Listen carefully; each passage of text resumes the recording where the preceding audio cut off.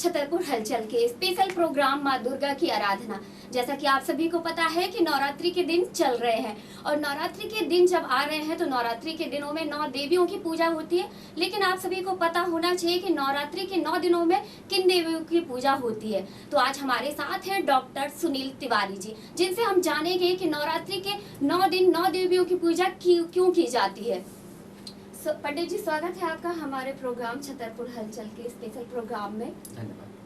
पंडित जी, जैसे कि आपको मतलब हम लोगों को तो पता ही है कल से नवरात्रि स्टार्ट हो रही है, लेकिन नवरात्रि में रात्रि शब्द क्यों आता है, दिन शब्द क्यों नहीं आता है, इसका महत्व आप बता पाएंगे? जी, ये वसंत ऋतु की नवरात्र है जी। इसमें रात्रि शब्द इसलिए दिया गया है क्योंकि देवी आराधना में रात्रि में विशेष निशाकालीन पूजा का विशेष महत्व है। जी।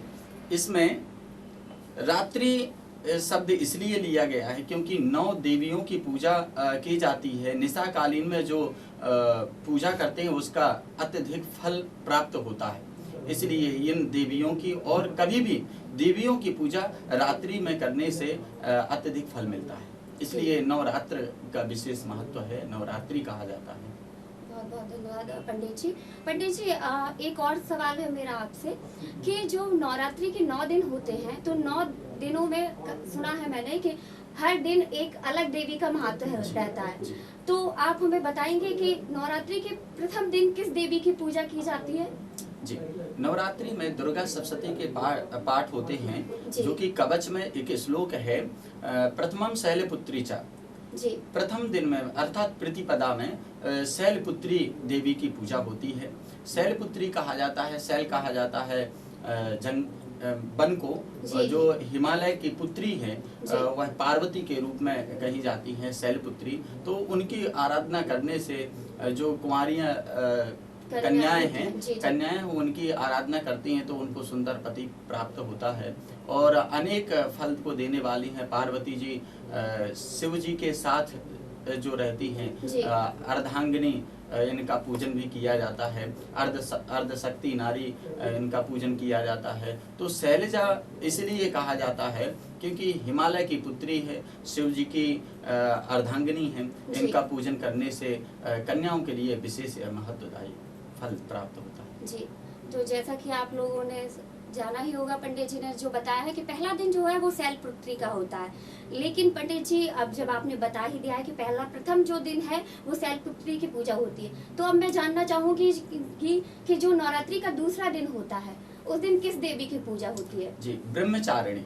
प्रथमम शैलपुत्री चा द्वितीयम ब्रह्मचारिणी कहा जाता है। ब्रह्मचारिणी की पूजा करने से व्यक्ति सात्विक मन का हो जाता है। ये देवी जो है ब्रह्मचारिणी हमेशा सात्विक प्रवृत्ति के 3 गुण होते हैं, सत रज तम। जो मात्र सात्विक प्रवृत्ति के सत गुण से जो बनी हुई देवी हैं उनका पूजन होता है द्वितीया के दिन।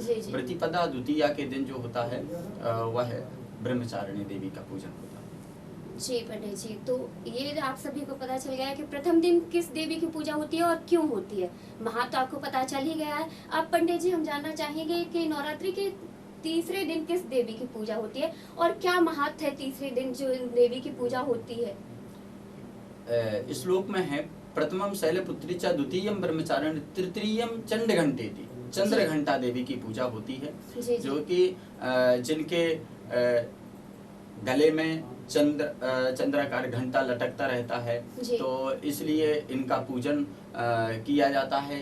यह जो देवी जी का पूजन होता है इसमें वैभव प्राप्त होता है। वैभव की प्राप्ति के लिए चंद्रघंटा देवी की पूजा की जाती है। तो पंडित जी, मैंने सुना है कि जो नवरात्रि की 9 देवियां होती हैं उनके अलग अलग वाहन होते हैं। तो मैंने जानना चाहूंगी कि जो नवरात्रि का जो चौथा दिन है, जो देवी है वो किस वाहन पे सवार होके आती है और उनका क्या महत्व है? कूष्मांडेति चतुर्थ का। जी। कूष्मांडा देवी का पूजन होता है चतुर्थी के दिन। जी। तो इसमें वाहन का भी विशेष महत्व है।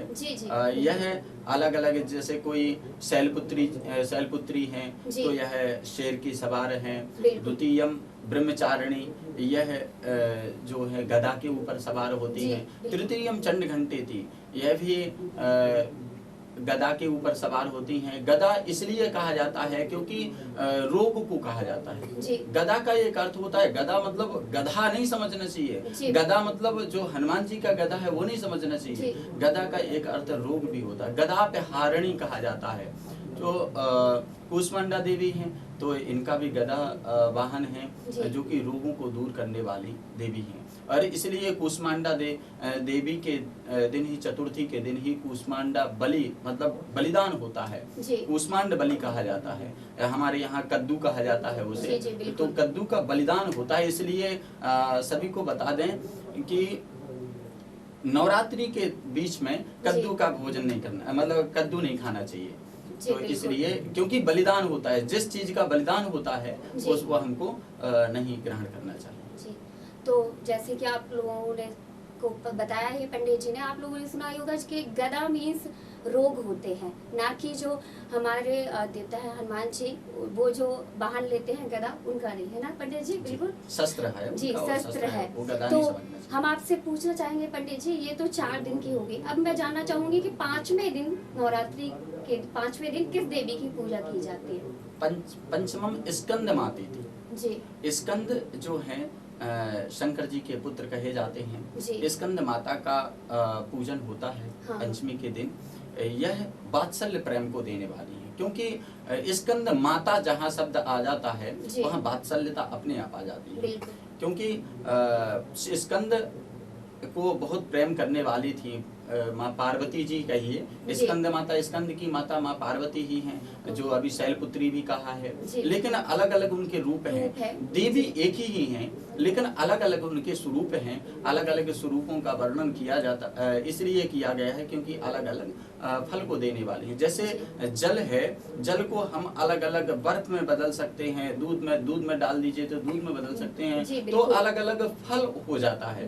उसी तरह से देवी के एक ही हैं, जैसे जल है, जल को भी हम अलग अलग चीजों में परिवर्तित कर सकते हैं। उसी तरह से देवी का भी रूप है और हम अलग अलग स्वरूप में देखते हैं तो अलग अलग फल को देने वाली हो जाती है।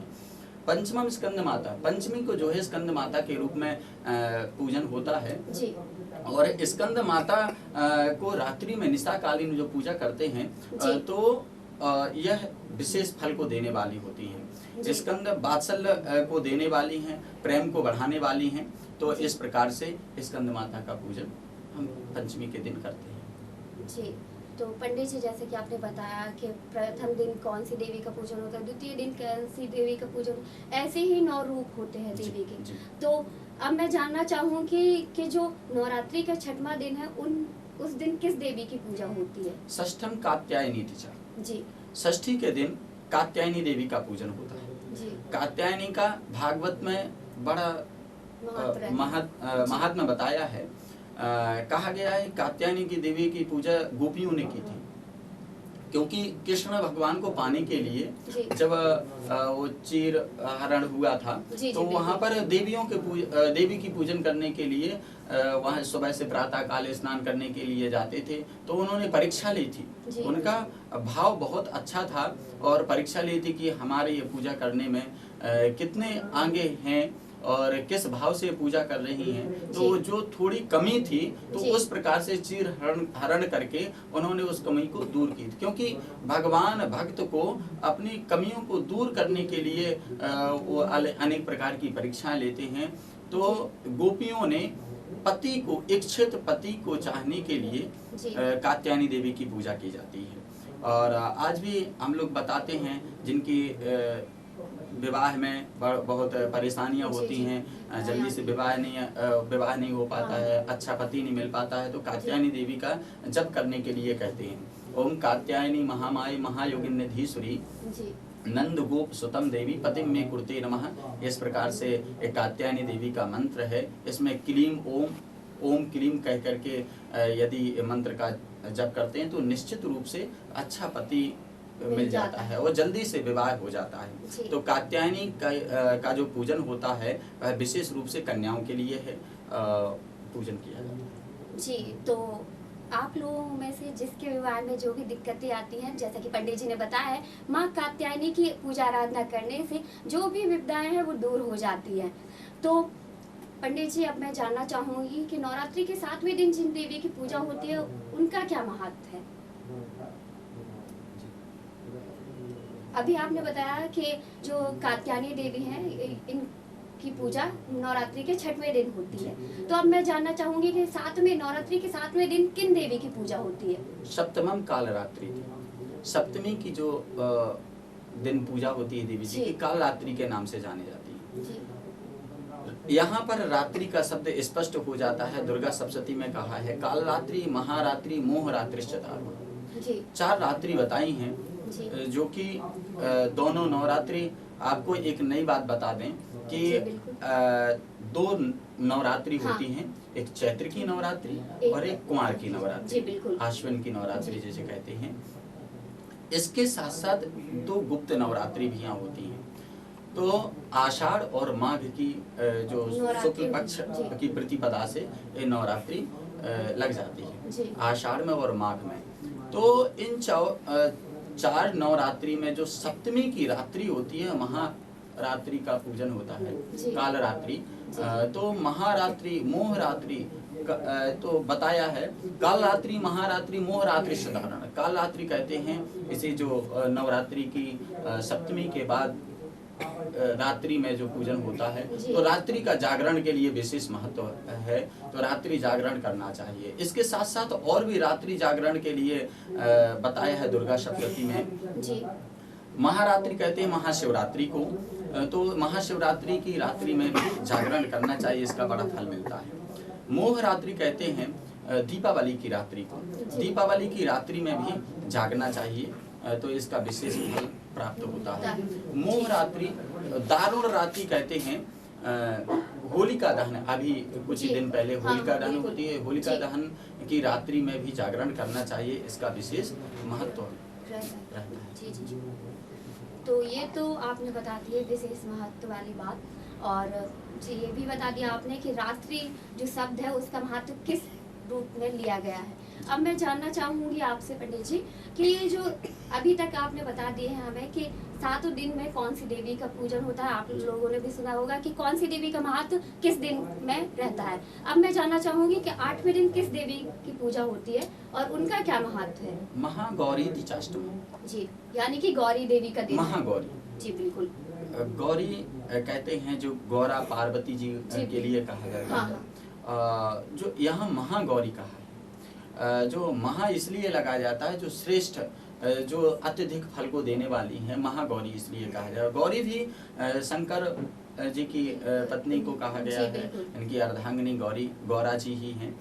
तो महागौरी तीचाष्टमम, अष्टमी के दिन महागौरी का पूजन जो किया जाता है, यह शक्ति को देने वाले होते हैं और शत्रुओं पर विजय प्राप्त कराने के लिए यह अष्टमी के दिन पूजन किया जाता है। विशेष रूप से नवरात्रि में ही अष्टमी के दिन हवन पूरा किया जाता है, रात्रि में हवन किया जाता है, जो कि महाशक्तिशाली ये देवी कही जाती हैं महागौरी। तो इस दिन हवन इत्यादि पूजन पाठ विशेष फल को देने वाला होती है। और जो प्रतिपदा से लेकर के अमावस्या और पूर्णिमा तक की जो तिथियां रहती हैं, जो अष्टमी तिथि रहती है वह देवी के लिए ही मानी जाती है। अष्टमी तिथि कोई भी कार्य करते हैं, देवी की आराधना करते हैं, देवी की प्राण प्रतिष्ठा करते हैं, नहीं यदि नवरात्रि में भी नहीं है तो अष्टमी के लिए प्रयास करते हैं कि अष्टमी के दिन प्रारंभ हो जाए या हवन हो जाए। तो इस शुभ काम के लिए ज्यादातर लोग अष्टमी का दिन ही देवी जी के लिए अष्टमी की तिथि ही मानी जाती है। जी बिल्कुल। तो महागौरी तीचाष्टमम, जो अष्टमी के लिए जो निहित है देवी का पूजन किया जाता है, महागौरी के नाम से वो जाना जाता है। जी बिल्कुल। तो अष्टमी का दिन भी हमें समझ में आ गया, क्योंकि हमारे यहाँ क्या है कि अष्टमी के दिन ज्यादा महत्व लेते हैं लोग, नए कामों को स्टार्ट करते हैं या फिर शुभ कार्य जो होते हैं वो भी अष्टमी के दिन ही ज्यादा लोग। वैसे तो नवरात्रि में सभी नवरात्रि के दिन जो है शुभ कार्य के लिए विशेष एक से एक विशेष फलदायी है, किसी भी दिन कर सकते हैं आप। वैसे मैंने सुना है कि नवरात्रि के दिन जैसे हमारे यहाँ का जो कल्चर है उसमें ये रहता है कि शुभ मुहूर्त में ही शुभ काम होते हैं, लेकिन नवरात्रि के दिन शुभ मुहूर्त सारे शुभ मुहूर्त माने जाते हैं, प्रत्येक दिन शुभ। जी बिल्कुल। तो अब पंडित जी मैं जानना चाहूंगी कि नवरात्रि का जो 9वां दिन है, यानी कि जो नवरात्रि के 9 दिन कर लेते हैं पूजा, तो उसमें नवरात्रि में 9वें दिन किस देवी की पूजा की जाती है? बहुत अच्छी बात है। नवम सिद्धिदात्री चा। जी सिद्धिदात्री का स्पष्टतया अर्थ है सिद्धि को देने वाली। जी। दात्री मतलब होता है देने वाली, जी, जी। सिद्धियां को देने वाली। जो नवरात्र के बाद अनेक प्रकार की जो सिद्धियां ग्रहण करना चाहते हैं, जो सिद्धि प्राप्त करने के इच्छुक होते हैं, तो नवमी के दिन ही पूजन करते हैं। जो हमारे यहाँ बड़ी अच्छी प्रचलन है, जी। संस्कृति में है, जवारे बोते हैं। जी। तो जवारे विसर्जन करने से पहले सिद्धियों की पूजा की जाती है। जी। अनेक प्रकार की सिद्धियां हैं, तो सिद्धिदात्री नवमी के दिन ही इसलिए किया जाता है। नवम सिद्धिदात्री, सिद्धि को देने वाली वह देवी हैं, जो थोड़ी बहुत लोग तंत्र मंत्र की भी पूजन जी बिल्कुल सीख लेते हैं, करते हैं, तो उस दिन वो सिद्धियां प्राप्त कर लेते हैं। थोड़ा सा भी हवन कर लेने से वो सिद्धियां जल्दी से प्राप्त हो जाती हैं। विशेष रूप से तांत्रिक जो ब्राह्मण होते हैं, जो तांत्रिक लोग होते हैं, वो नवमी के दिन पूरी रात्रि में, सुबह से लेकर के रात्रि पर्यंत तक सिद्धिदात्री देवी की पूजन किया जाता है, करते। नवरात्रि में दुर्गा सप्तशती में कवच में ही आया है, प्रथमम शैलपुत्री च, द्वितीयम ब्रह्मचारिणी, तृतीयम चंडघंटेति, कूष्मांडी चतुर्थकम, पंचमम स्कंद मातेति, षष्ठम कात्यायनीति च, सप्तमम कालरात्रिति, महागौरीति चाष्टमम, नवमम सिद्धिदात्री च, नव दुर्गा प्रकृतिता। इस प्रकार से 9 तिथियों में 9 देवियों का, दुर्गाओं का नाम इसमें बताया गया है। प्रकृतिता का अर्थ होता है, कहा गया है। पंडित जी, आपने हमारे स्पेशल प्रोग्राम माँ दुर्गा की आराधना में आकर जो कीमती वक्त दिया, उसके लिए बहुत बहुत धन्यवाद आपका। और आपसे ऐसे ही मिलना रहेगा हमारा। डॉक्टर सुनील तिवारी जी ने आप लोगों को बताया ही है कि नवरात्रि के 9 दिन 9 देवियों की पूजा क्यों की जाती है और उनका महत्व क्या है। आई होप आप लोगों को ये प्रोग्राम बहुत अच्छा लगा होगा, हमारा स्पेशल प्रोग्राम माँ दुर्गा की आराधना। तो ऐसे ही और भी प्रोग्राम हम आपके साथ लेकर आएंगे। दीजिए इजाजत, नमस्कार।